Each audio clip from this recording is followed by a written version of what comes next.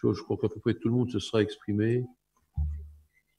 Vas-y, Nicolas Bodin. Oui, merci Monsieur le maire, merci pour ce conseil que vous avez bien voulu convoquer dans cette situation assez particulière, assez historique pour notre ville. Bien évidemment, j'aurais une pensée pour les... Ah oui, pardon. J'aurais une pensée bien évidemment pour les victimes et les personnes qui sont encore également convalescentes. Puis je voudrais remercier tous les acteurs de l'éducation qui, de la primaire à l'université, eh bien, ont fait en sorte que il n'y a pas de rupture au niveau pédagogique, même si les conditions étaient extrêmement compliquées. Puis je dois évidemment parler des services que je remercie, ceux de la ville, ceux de l'agglomération, les transporteurs, les caissiers, parce que dans ces circonstances assez exceptionnelles, finalement, il y a quand même eu une vie qui a continué, qui a perduré. J'étais aussi assez surpris par finalement le respect du confinement de la part des Français. C'est-à-dire, si on m'avait dit il y a quelques mois qu'on arriverait à confiner un pays comme la France, j'aurais pas cru, et finalement tout le monde a été sage, a été assez responsable.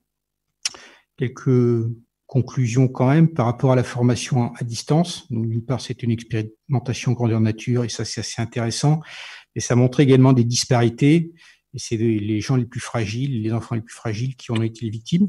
Alors, c'est vrai qu'il y a eu un certain nombre de violences qu'on doit condamner, des violences conjugales, familiales, mais également une inégalité d'un autre ordre numérique, soit en termes de matériel, soit également en termes d'équipement, et puis le fait que le haut débit soit pas encore totalement déployé sur notre territoire. Donc c'est vraiment un sujet sur lequel il faut qu'on avance de manière un peu plus rapide, parce qu'on a vu la prégnance de ce sujet-là.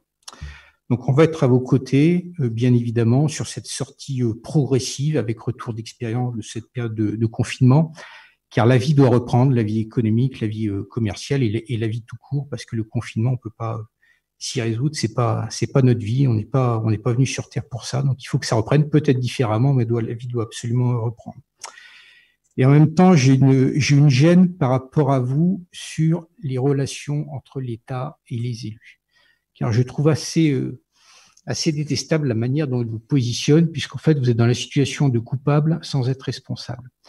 Et je crois que dans le cadre de la décentralisation, on doit vraiment avoir un partenariat fort entre, d'une part, l'État, très centralisé en France, et ses élus, et ça va être une relation de confiance. Et là, je sens qu'on vous met dans une responsabilité qui n'est pas la vôtre. Vous allez la prendre ce soir et on vous aidera, sauf que la responsabilité, globalement, elle vous incombe. Et je trouve assez inacceptable, globalement, qu'on vous mette dans cette situation-là. Vous allez prendre toutes les garanties possibles, mais vous n'allez jamais réussir à vous préserver contre tel ou tel qui viendra faire un recours juridique par rapport à tel ou tel incident. Et donc, ça veut dire que ça, dans le temps, par rapport à notre pays et l'organisation politique de notre pays, on devra en reparler parce qu'on ne peut pas vous mettre dans cette situation personnelle-là. On a tous ici, globalement, confiance en vous sur ces décisions qui ont été multiplement mûries. La responsabilité d'un homme peut pas... un homme ne peut pas seul assumer cette seule responsabilité, alors même qu'on voit qu'au plus haut sommet de l'État, entre président et Premier ministre, évidemment, on peut avoir des avis divergents. Donc cette notion de responsabilité, elle devrait être retravaillée au-delà de la crise, parce que la décentralisation, ce n'est pas ça. Mais donc vous nous trouverez bien évidemment à vos côtés pour que cette vie reprenne dans toutes ces activités, toutes ces dimensions associatives, culturelles, sportives, commerciales, économiques, etc.